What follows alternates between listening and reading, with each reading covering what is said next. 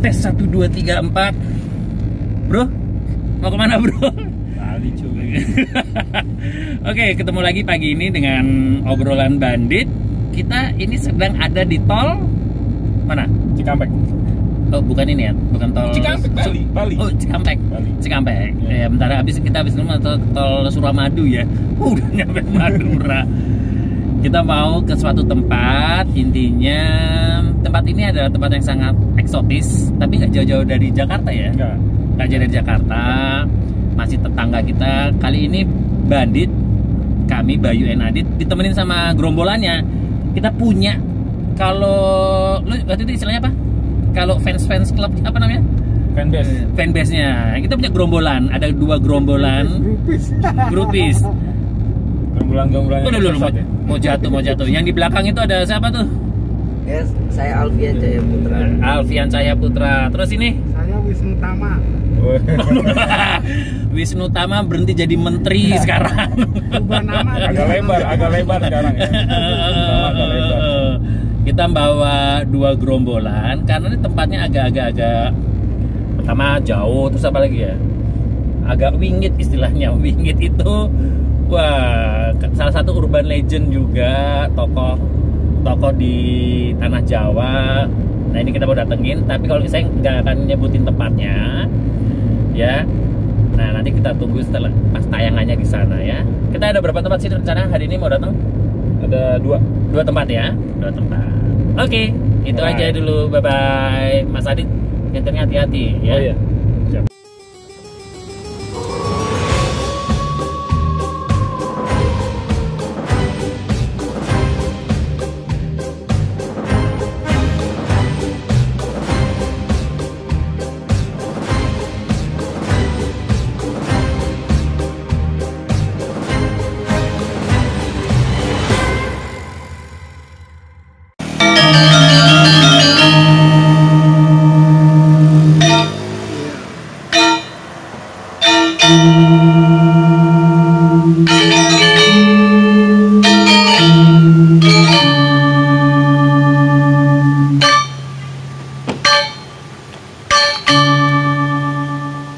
Assalamualaikum warahmatullahi wabarakatuh. Waalaikumsalam warahmatullahi wabarakatuh. Sampurasun. Om Swastiastu. Om Swastiastu. Salam sejahtera buat teman-teman. Salam sejahtera. Berarti kita bandit. Kita nggak berani cengenges juga karena kita sekarang ada di suatu tempat suci. Tempat suci. Tapi ini ada suatu tempat yang sangat menarik, di mana ada suatu pura itu di tanah Pasundan. Benar. Tepatnya di kaki Gunung Salak. Kaki Gunung Salak. Ya, namanya pura apa? Jagatkarta. Pura Agung Jagatkarta Gunung Salak. Ya, mungkin dari Kota Bogor perjalanan kurang lebih berapa lama, Bro? Tadi kita berangkat dari Jakarta jam 9 ya. Setengah 9. Setengah 9 ya, jam 9 lebih. Ya, Jam 9. sampai sini jam setengah 11 lah, 2 jam lah. Ya, jalannya cukup kecil, tapi pemandangannya sungguh indah dan pura ini sangat luas. Kategorinya pura ini katanya termasuk 2 terbesar di Indonesia. Iya. Ya, jadi nomor 1-nya itu Besaki, nomor 2-nya katanya ini, ya kan. Nah, itu bisa dilihat di belakang kami itu ada pura, dan ini sebetulnya tadi kita sudah naik ke atas. Dan yang unik, Bro, tadi kita tuh sempat nggak boleh naik. Hampir nggak boleh. Bukan karena kenapa, tapi memang kondisi ya. Pandemi, terus kita lagi ditutup juga, dan tapi alhamdulillah kita boleh naik karena kita niatnya memang buat meditasi, bukan buat wisata, sehingga kita bisa meliput. Nah, mungkin langsung aja kita ingin meliput sekilas tentang pura ini. Nah, pura ini dibangun karena mempunyai latar belakang sejarah dengan Prabu Siliwangi. Mas Betul. Adi. Jadi kalau pas gua telisik, lu tadi ini masuk. Tadi gua pas bisa masuk ke dalam. Bisa masuk ke dalam.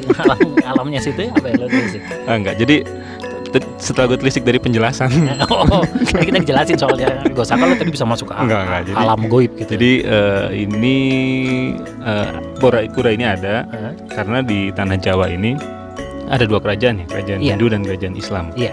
Tuh. Nah itu lanjutlah. Oke.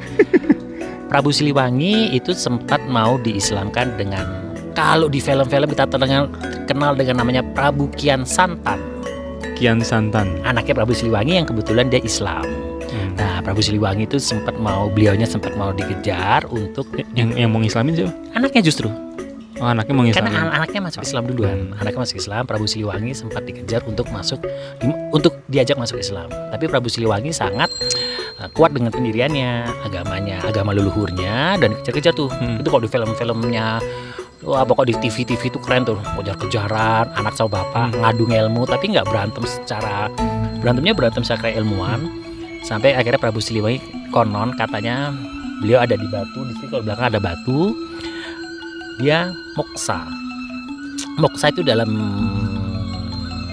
filosofi itu adalah tidak meninggal, tapi dia hilang bersama jasadnya.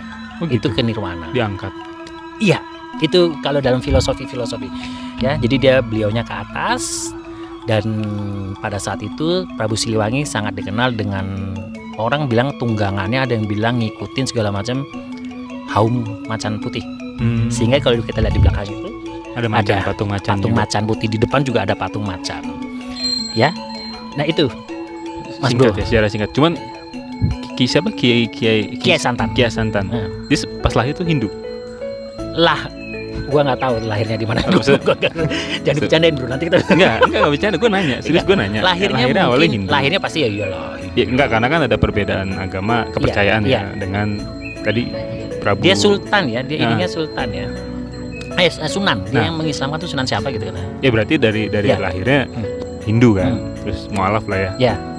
Nah, Prabu Siliwangi akhirnya moksa ke atas karena dia tidak mau berantem sama anaknya. Tadi pesennya bahwa agamamu, agamaku, daripada kita ini ya udah saya moksa. Lebih mengalah dengan anaknya untuk moksa. Istilah moksa sendiri itu sangat dikenal di dunia mungkin historik orang yang mempunyai kesempurnaan keilmuan, Om. Kita kenal kalau misalkan di Wali Songo yang terkenal salah satu moksa itu adalah selain Wali Songo ada namanya Syekh Siti Jenar. Syekh Siti Jenar. Ya, Syekh Siti Jenar itu dalam riwayatnya saat mau dipenggal kepalanya, Syekh Siti Jenar mau dipenggal kepala sama Sunan Kudus sama Wali Songo, tiba-tiba dia hilang. Terus ada yang bilang jasadnya tuh tiba-tiba naik ke atas. Jasadnya langsung naik. Terus akhirnya sama salah satu sunan dibilang bahasa Jawa, nek duduk menungso orang ngono matine. Jadi kalau bukan manusia nggak kayak gitu, karena dia moksa terus jatuh. Yang kedua lagi ada sejarah yang dinamakan moksa itu ada juga namanya Pati Gajah Mada. Pati Gajah Mada itu ada di daerah Madakaripura, itu dia juga dibilang moksa. Gitu. Nah, kalau Prabu Siliwangi ini katanya ada kaitannya juga dengan tempat yang satu lagi di sebuah kali. Iya. Itu gimana? Nah, katanya gini, Prabu Siliwangi itu punya anak namanya Kian Santan. Di saat Kian Santan ini dakwah dan segala macam, dia dibantu dengan pasukan-pasukan. Pasukannya pasukan jin ya, bukan pasukan Orang. Bukan 300 gitu ya? Bukan. Pasukan-pasukan jin. Dan salah satunya nanti ada di Kali Pesanggerahan. Itu kenapa? Maksudnya emang bertempurnya di situ atau? Iya. Bukan, bantu. Nah, sekilas kita dengar ini ada suara orang sembahyang bahwa memang saat ini lagi ada saat jadi kita nggak bisa terlalu lama ngambil spot di sini ya. Iya, kita mungkin nggak akan terlalu lama, tapi intinya bisa kita lanjutkan bahwa yang namanya tadi ada macan putih, ada buaya putih atau ular putih itu sebetulnya memang ada.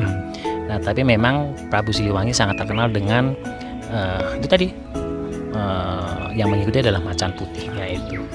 Kalau lu kan kucing putih mungkin anggora kalau lu gitu. Jadi memang itulah cerita sejarah tentang tempat ini. Nah, habis ini kita akan coba lihat sekitar sini ya bro ya. Iya, sekitar sini ya seperti buat teman-teman yang mau kesini. Tapi kalau sekarang kayak mungkin kalau mau kesini hubungi Bandit biar nanti kita dapat penghasilan tambahan, nanti kita jelasin di sini. Kita guide ya, dari Jakarta ke sini kita saya dari Jakarta sampai tempat parkir. Nah, ya, udah dalam dengan sama saya. Bayu. Jadi kita buka tour travel kali ini Bandit. Oke. Kita di sini lihat tempat lainnya. Yuk. Ya. Bro, ini sekarang kita mau pamitan. Ini di ya? mana sih? Di patung ini. Gue tanya loh, itu patung apa? Gajah. Kita juga udah tahu itu gajah. Ya bener kan? Enggak, tapi istilahnya. Gue nggak tahu istilah. Lu nggak pernah sekolah? Apa sih emang? Itu lambang sekolah, Hah? Bukan itu Purganda ya, bukan. Itu sekolah namanya apa? patung Ganesha. Oh, ini maksudnya Dewa apa? Dewa apa? dewa kepintaran, Dewa kepintaran, kebijaksanaan. Jadi patung itu makanya pendidikan segala macam lambangnya tuh patung itu Ganesha. Jadi kadang-kadang dari bawah habis dicipratin air terus ke sini sebagai kita biasanya untuk jadi orang bijak, terus menjadi orang cerdas, baru kita bisa naik yang ke atasnya tadi. Jadi yang nggak cerdas nggak boleh. Enggak, itu ada salah satu penampakan, kita bisa lihat. Saya tarik penampakan. Iya. Itu Gan. Sama ya. Oke, sekian aja mungkin perjalanan kita ya, tadi. untuk hari ini di Pura Jakarta. Mana? Gunung Salak, Bogor. Ya kan? Tadi kita udah dengar cerita tentang moksanya Prabu Siliwangi, anaknya Kian Santan. PR buat gua, apakah Kian Santan lahir beragama Islam? Nah, itu yang gue tanyakan tadi. Apakah di bidan di mana itu juga gua belum bisa jawab. Tapi habis ini kita ada salah satu tempat yang mau kita datengin adalah Kali Pesanggerahan. Kanon katanya Kali Pesanggerahan itu kerajaan jin juga tuh bro. Nah, itu coba kita ke sana tuh. Itu boleh. Sekian aja, terima kasih. Thank you semua. Saksikan kita di YouTube kita. Kalau misalkan YouTube ini kita nggak berhasil, kita akan pindah ke YouTube channel makanan. Kita coba doang. Ini YouTube pertama kali di tempat semuanya lah cobain deh. Ya. Makanan, Kalau ini kita terlihat atau apa? pulang dari sini ada kesurupan, ada segala macam, kita pindah channel makanan aja kayak Next Carlos aja lah kita. Oke, dah.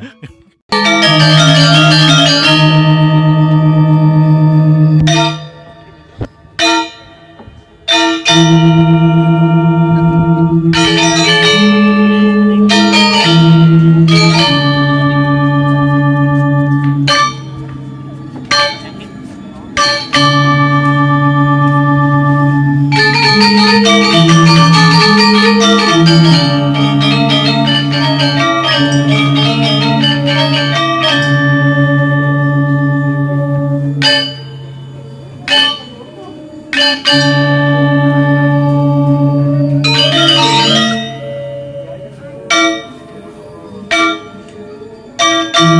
you.